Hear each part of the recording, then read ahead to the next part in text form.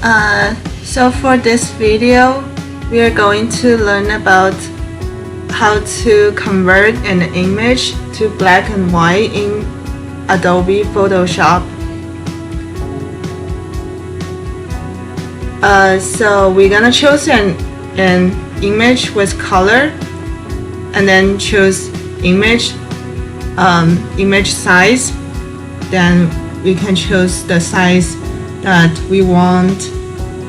Then we choose image and adjustments and choose black and white. Then automatically it apply a default black and white to the image. If you click auto, it gives the image, it converts it to grayscale. And then if you click on the sliders to the left to darken the image, and to the right to lighten the image in its black and white form. And you can apply a tint, which is apply a color to its already adjusted black and white. Say in this case it's a green color. And you can change the saturation,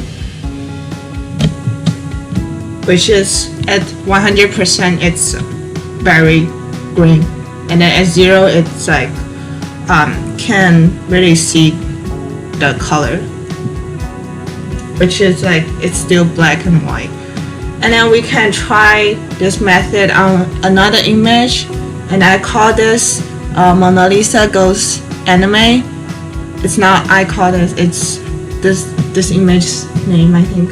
And then we can do the same thing, choose image and adjustment black and white, and it applies a default. Then click auto, it changes to grayscale, and apply a tint, which is apply the color to the black and white image. And you can choose blue, then adjust saturation and click OK.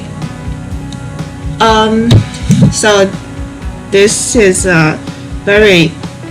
it's pretty easy in Photoshop, but it seems fun. So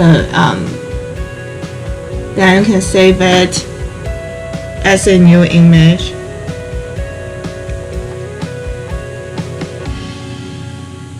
Don't forget to change the name.